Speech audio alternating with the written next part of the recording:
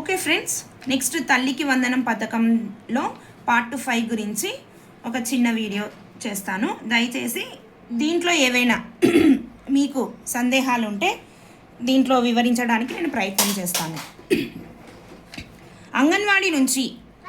అంగన్వాడీ స్కూళ్ళ నుంచి కొత్తగా 1వ తరగతికి వెళ్ళే పిల్లలు వారి యొక్క పేర్లు ప్రస్తుతం డిస్ప్లే చేసిన అర్హుల జాబితాలో ఉండవు.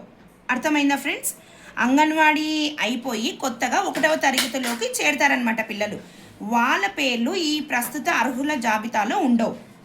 ఎందుకుండవంటే ఈ నెల 21 నుంచి 26వ తేదీ వరకు వీరి యొక్క నమోదు ప్రక్రియ జరుగుతుందన్నమాట. అంటే కొత్తగా స్కూల్లో 1వ తరగతి చేరిన పిల్లల యొక్క నమోదు ప్రక్రియ స్టార్ట్ అవుతుంది. తరువాత జూన్ 30వ తేదీన తుది జాబితాలో వీళ్ళ పేర్లు ఖచ్చితంగా వస్తాయని ప్రభుత్వం పేర్కొంది ఫ్రెండ్స్. వీళ్లకు జూలై 5 తర్వాత అమౌంట్ కూడా జమ అవ్వడం జరుగుతుందని విశ్వసనీయ సమాచారం ఫ్రెండ్స్. ఈ పాయింట్ అర్థమైంది కదా? కొంతమంది వచ్చి అడిగారనమాట, మా పాపని ఇప్పుడు కొత్తగా 1వ తరగతిలోకి చేర్పించాం మేడం, ఇంకా డబ్బులు పడలేదని. అటువంటి వారికి ఇది ఉపయోగపడుతుంది అనుకుంటున్నాను ఫ్రెండ్స్. నేను మళ్ళీ మీకు ఏమైనా సందేహం ఉంటే సచివాలయంకి వెళ్ళి కనుక్కోండి. ఖచ్చితంగా వారికి అమౌంట్ అయితే జమ అవుతుంది జూలై 5 తర్వాత. ఫస్ట్ ఆఫ్ ఆల్ మీరు పిల్లలను జాయిన్ చేయించాలి. అంగన్వాడీ నుంచి కొత్తగా 1వ తరగతికి తొందరగా జాయిన్ చేయించాలి పిల్లలను, ఆలస్యం చేయకుండా. నెక్స్ట్, మరియు 10వ తరగతి పూర్తయ్యి కొత్తగా ఇంటర్లో చేరే పిల్లల పేర్లు కూడా ప్రస్తుత అర్హుల జాబితాలో కనపడవు. దీనికి కూడా నాకు చాలామంది అడిగారనమాట, 10వ తరగతి కంప్లీట్ అయిపోయింది మేడం, మా పాపకి ఇంకా పడలేదు అని. వాళ్ళు కొత్తగా ఇంటర్ ఫస్ట్ ఇయర్లో జాయిన్ అయిన వెంటనే వారికి కూడా సేమ్ ఈ నెల 21 నుంచి 26వ తేదీ వరకు వారి యొక్క నమోదు ప్రక్రియ జరిగి 30వ తేదీన జూన్ తుది జాబితాలో వీళ్ళ పేర్లు వస్తాయని ప్రభుత్వం సమాచారం అందించింది ఫ్రెండ్స్.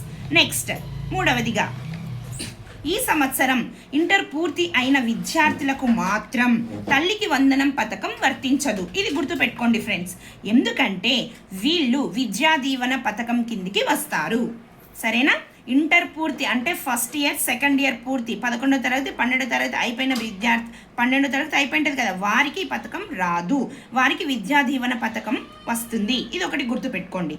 నెక్స్ట్, తల్లికి వందనం పథకం నగదు పడని వారికి, అర్హులైనప్పటికీ అనర్హులుగా లిస్టులో పేరు వచ్చిన వారికి, అసలు లిస్టులో అంటే అర్హుల జాబితాలో అనర్హుల జాబితాలో పేర్లు లేని వారికి సచివాలయంలో అర్జీ పెట్టుకునేందుకు ఈ నెల 20వ తేదీ ఆఖరు తేదీ. గుర్తుపెట్టుకోండి ఫ్రెండ్స్.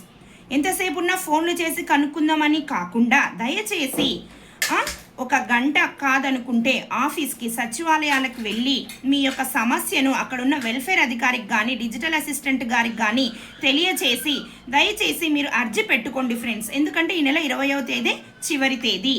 ఇటువంటి అర్జీ పెట్టుకున్నటువంటి వారి యొక్క సమస్యలను పరిశీలించి పై అధికారులు అది నిజమా కాదా అని పరిశీలించి నిజముగా అర్హులే అని వారికి తెలిసిన వెంటనే వారు అప్రూవల్ చేస్తారు. వారికి అటువంటి పిల్లల తల్లుల ఖాతాలకు జూన్ 30వ తేదీకి తుది జాబితా వచ్చి వారికి జూలై 5న అమౌంట్ వస్తుంది ఫ్రెండ్స్. ఇది అర్థమైంది అనుకుంటున్నాను. Next, inter first year complete అయ్యి సెకండ్ ఇయర్కి వెళ్ళిన ఎస్సీ విద్యార్థులకు, ఇది ఒక్కసారి గుర్తుపెట్టుకోండి friends. Inter first year complete అయ్యి సెకండ్ ఇయర్కు వెళ్ళిన ఎస్సీ క్యాస్ట్ విద్యార్థులకు ఈ తల్లికి వందనం పథకం డబ్బులు తల్లికి కాకుండా విద్యార్థి అకౌంట్కి జమ అవుతుందని నేను విన్నాను ఫ్రెండ్స్, తెలుసుకున్నాను. దయచేసి ఇది ఒకసారి మీరు గుర్తుపెట్టుకోండి. ఇది గమనించి వెంటనే విద్యార్థికి మీరు దయచేసి ఈ యొక్క ఎస్సీ విద్యార్థులు ఫస్ట్ ఇయర్ కంప్లీట్ అయ్యి సెకండ్ ఇయర్కి వెళ్ళేటువంటి పిల్లల యొక్క అకౌంట్కి ఎన్పిసిఐ లింక్ లేకపోతే దయచేసి చెక్ చేయించి ఎన్పిసిఐ లింక్ చేయించండి. ఒకవేళ అకౌంటే లేకపోతే దయచేసి ఓపెన్ చేయించండి. ఇది కూడా ఆలస్యం చేయకుండా మీరు త్వరగా చేసుకుంటే ఈ నెల 20వ తేదీలోపు ఇది కూడా అర్జీ పెట్టడానికి ప్రయత్నం చేస్తారు. దయచేసి సచివాలయంకి సంప్రదించండి ఇలాంటి విద్యార్థులు. Okay friends, thank you. ఇంకా ఏమైనా ఈ తల్లికి వందనం పథకం గురించి నాకు తెలిసినంత వరకు నేను వివరించడానికి నెక్స్ట్ వీడియో తీయడానికి ప్రయత్నం చేస్తాను. దయచేసి నాకు హెల్ప్ చేయండి. మీకు ఇన్ఫర్మేషన్ ఉపయోగకరంగా అనిపిస్తేనే సబ్స్క్రైబ్ చేయండి, లైక్ చేయండి, షేర్ చేయండి. Thank you friends.